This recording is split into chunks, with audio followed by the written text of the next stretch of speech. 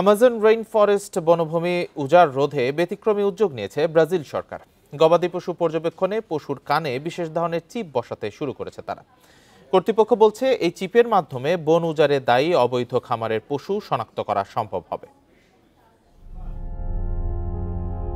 পৃথিবীর বৃহত্তম বন আমাজন রেইন ফরেস্ট বৈশ্বিক জলবায়ু ও জীববৈচিত্র্যে গুরুত্বপূর্ণ ভূমিকা রাখে। এই বন বৃহৎ বনটির প্রায় 60% অবস্থিত ব্রাজিলে, কিন্তু দেশটিতে গরুর মাংস রপ্তানির প্রবণতা বাড়তে থাকায় হুমকির মুখে পড়েছে পৃথিবীর ফুসফুস খ্যাত এই বনাঞ্চল।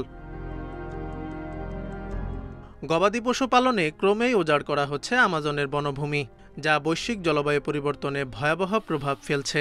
এই সমস্যা সমাধানের উদ্যোগ নিয়েছে স্থানীয় কর্তৃপক্ষ ও ব্রাজিল সরকার। লাখ লাখ গবাদি পশুর সন্ধানে সরকারের পক্ষ থেকে পশুর কানে এক ধরনের বিশেষ চিপ বসানো শুরু হয়েছে, যা পশুর প্রকৃত সংখ্যা, তাদের স্বাস্থ্য ও ওজন সম্পর্কে তথ্য দেবে। তাছাড়া অবৈধ খামারের পশু শনাক্ত করা সম্ভব হবে, যেগুলো বন উজাড়ের জন্য দায়ী। এই চিপের মাধ্যমে আমাদের পশুপালন ব্যবস্থাপনার অনেক উন্নতি হবে। গবাদি পশুর সংখ্যা নির্ভুল থাকবে, প্রতিটি পশু কখন খামারে প্রবেশ করছে তাও জানা যাবে। এটি আমাদের ব্যবসার ওপর আরও ভালো নিয়ন্ত্রণ প্রতিষ্ঠা করবে।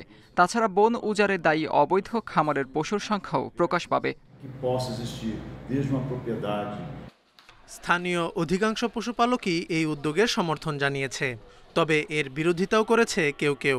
তাদের অভিযোগ, নতুন পদক্ষেপে ক্ষতির মুখে পড়বে তাদের ব্যবসা। এটি একটি ব্যতিক্রমধর্মী কর্মসূচি, কিন্তু আমার অভিযোগ হলো এটি জোরপূর্বক বাস্তবায়ন করা হচ্ছে। এর ফলে আমাদের উৎপাদন সক্ষমতা কমছে, তাছাড়া আমাদের রোজগারও কমে যাচ্ছে। এমন পরিস্থিতিতে এই উদ্যোগ কার্যকর হবে বলে আমি মনে করি না।